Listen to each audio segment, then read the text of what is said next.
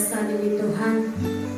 Dari awal ibadah kami hingga sampai pada saat ini, Engkau telah menjaga dan menyertai kami Tuhan Yesus yang baik. Segala pujian penyembahan kami Bapa, sukacita kami Tuhan, Engkau berkatilah Tuhan. Engkau jadikanlah segala pujian kami menjadi hormat dan kemuliaan bagi nama Bapa di atas kerajaan surga.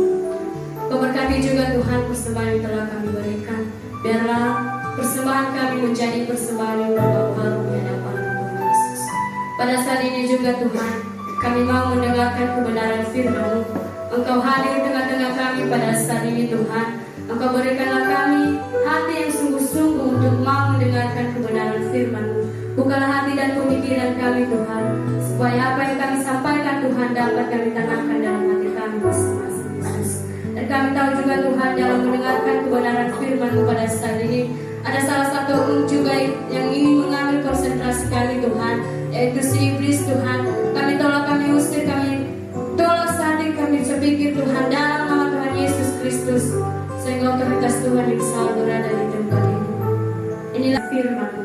Dalam nama Tuhan Yesus kami telah berdoa dan mengucap syukur, sama-sama kita katakan amin. 1 Petrus pasalnya yang kedua, ayatnya yang pertama sampai ayatnya yang kelima. Di sini kita akan membacakan secara bersama-sama dalam hitungan yang ketiga. Sudah mendapatkan semua? Baik. Di bawah judul perikop Yesus Kristus batu penjuru, 3:2 ya. Karena itu, buanglah segala kejahatan, segala tipu muslihat, dan segala macam kemunafikan, kedengkian dan fitnah. Dan jadilah sama seperti bayi yang baru lahir, yang selalu ingin akan air susu yang murni dan yang rohani, supaya olehnya kamu bertumbuh dan beroleh keselamatan. Jika kamu benar-benar telah mengucap kebaikan Tuhan dan datanglah kepadanya, batu yang hidup itu yang memang dibuang oleh manusia, tetapi yang dipilih dan dihormati hadirat Allah. Dan biarlah kamu juga dipergunakan sebagai batu hidup untuk membangun suatu rumah rohani bagi suatu imamat kudus, untuk mempersembahkan persembahan rohani yang karena Yesus Kristus berkenan kepada Allah.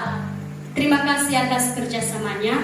Berbahagialah kita yang benar membacakan, mendengarkan, serta mengaplikasikan firman Tuhan dalam kehidupan kita pribadi lepas pribadi. Sekali lagi saya sapa kita semua, salam. Salam. Baik, Bapak Ibu dan saudara-saudari yang terkasih, sebelum kita perlu dulu ketahui latar belakang dari kitab Petrus ini, kitab 1 Petrus ini.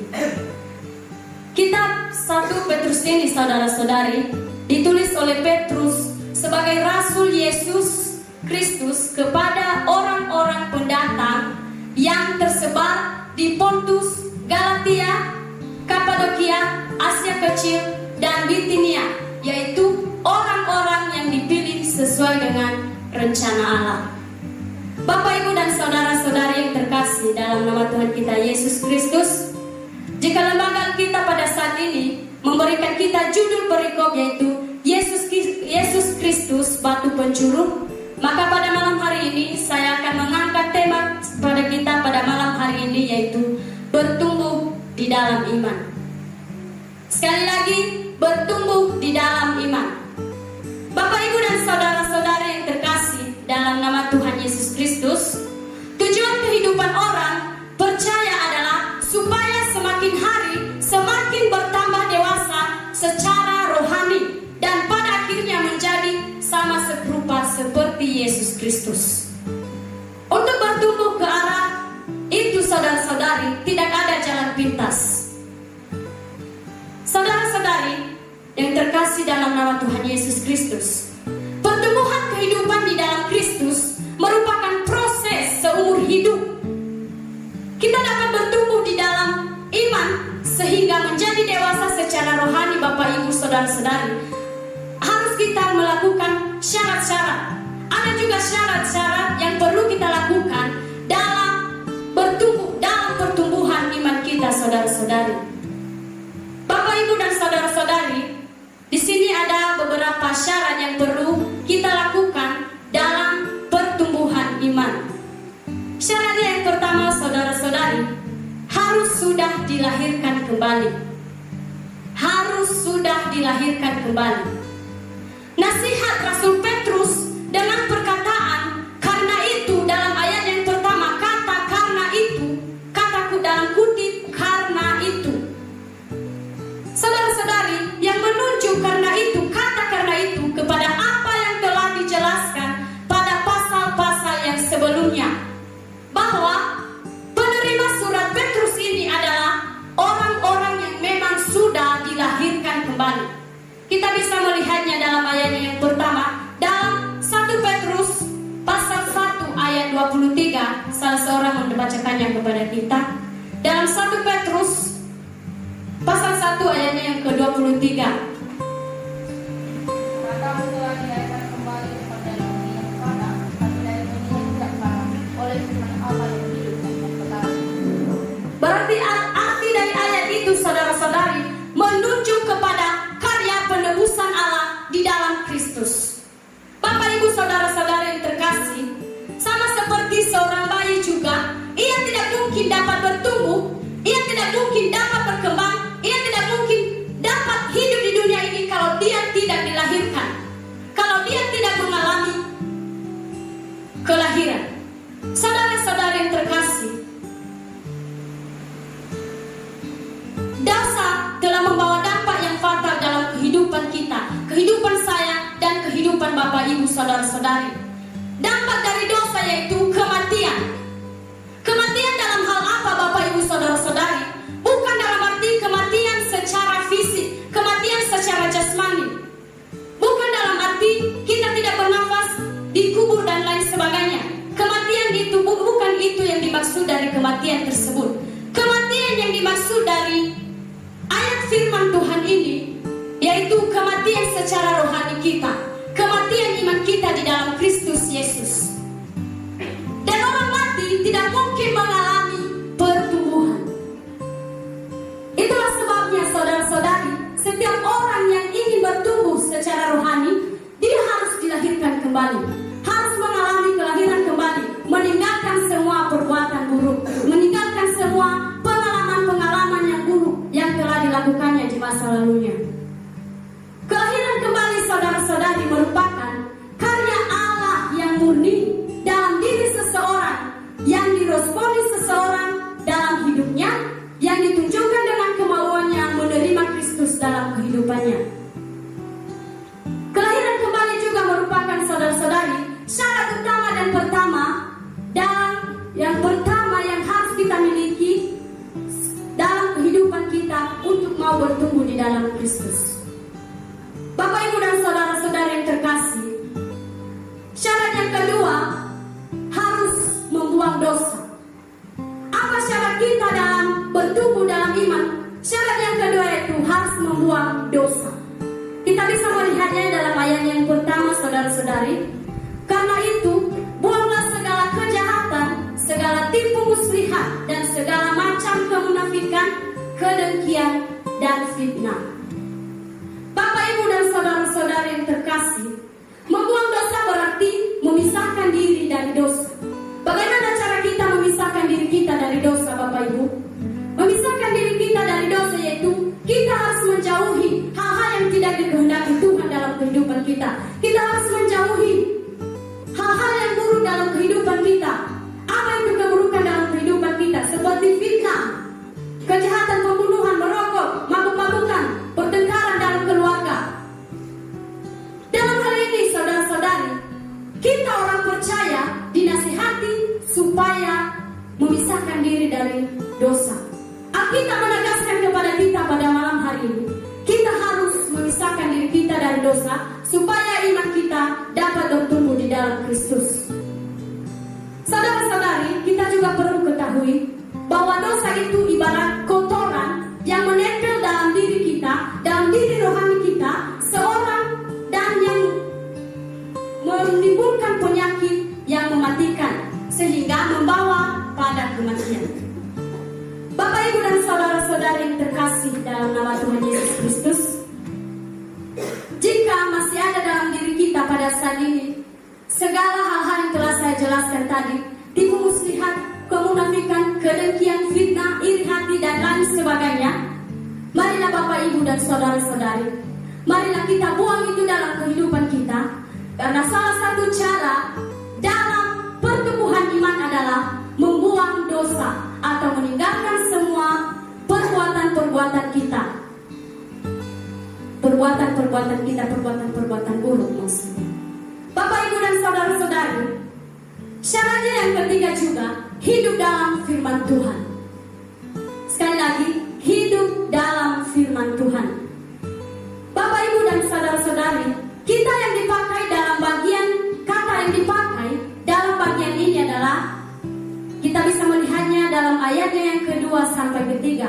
Kata yang dipakai di situ, jadilah sama seperti bayi yang baru lahir, yang selalu ingin akan air susu yang murni dan yang rohani, supaya olehnya kamu bertumbuh. Firman Tuhan diibaratkan, saudara-saudari, seperti susu yang murni. Susu itu bermanfaat dalam diri bayi untuk pertumbuhan dan pembentukan kekebalan tubuh terhadap dirinya, diri seorang bayi. Itu berarti, saudara-saudari yang terkasih, setiap orang yang percaya menikmati firman Tuhan akan mengalami pertumbuhan iman yang baik dan memiliki daya tahan terhadap godaan apapun. Apapun godaan-godaan yang menghadangnya, apapun godaan-godaan yang datang dalam kehidupannya yang ingin menjatuhkannya, dia tidak akan tergoyahkan. Ada amin, saudara-saudari? Bapak, Ibu, dan saudara-saudari, begitu juga pada kita pada saat ini, saudara-saudari. Ketika kita mau iman kita bertumbuh di dalam Kristus, marilah kita hidup di dalam firman Tuhan dan melakukannya, karena yang menguatkan kita pada saat ini hanyalah firman Tuhan itu sendiri. Bapak, Ibu, dan saudara-saudari, syarat yang keempat untuk mau bertumbuh di dalam iman, yaitu hidup di dalam persekutuan. Hidup di dalam persekutuan. Bersekutu di sini artinya, saudara-saudari, bergaul dengan akrab, baik itu kepada manusia dan terlebih-lebih kepada Tuhan. Bapak, Ibu, dan saudara-saudari yang terkasih, bagaimana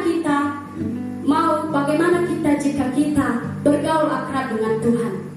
Cara kita bergaul akrab dengan Tuhan, membangun komunikasi dalam doa, bersekutu, seperti kita pada saat ini, Bapak, Ibu, dan saudara-saudari. Kita pada saat ini sedang melakukan persekutuan untuk menyatakan seluruh isi hati kita kepada Tuhan melalui apa, saudara-saudari? Melalui doa dan pujian kita, dan untuk lebih mendalami kebenaran firman Tuhan.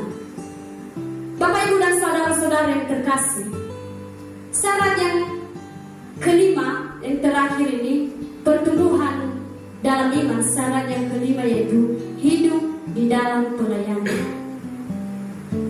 Sekali lagi, saudara-saudari, hidup di dalam pelayanan. Di sini dikatakan dalam ayatnya yang kelima, dan biarlah kamu juga dipergunakan sebagai batu hidup untuk pembangunan suatu rumah rohani bagi suatu imamat kudus, untuk mempersembahkan persembahan rohani yang karena Yesus Kristus berkenan kepada Allah. Bapak, Ibu, dan saudara-saudara yang terkasih, melayani adalah suatu panggilan bagi setiap orang yang percaya kepada Kristus. Bapak, Ibu, dan saudara-saudari, panggilan melayani itu merupakan perintah, bukan tawaran, dan merupakan keharusan, bukan pilihan. Bapak, Ibu, dan saudara-saudara yang terkasih, melayani juga merupakan konsekuensi logis dari persekutuan yang hidup dengan Kristus. Melayani juga merupakan tindakan, saudara-saudari, yang terus-menerus ataupun yang berkesinambungan dalam kehidupan kita, bagi kehidupan kita yang percaya kepada Kristus. Bapak, Ibu, dan saudara-saudara yang terkasih, satu hal yang perlu kita ketahui pada saat ini, melayani itu, saudara-saudari, pelayanan itu, saudara-saudari, tidak mesti berdiri di atas mimbar, tidak mesti sudah memiliki pendidikan yang tinggi, tidak mesti sudah mengikuti sekolah Alkitab dan sudah masuk dalam sekolah tinggi teologi dan lain sebagainya.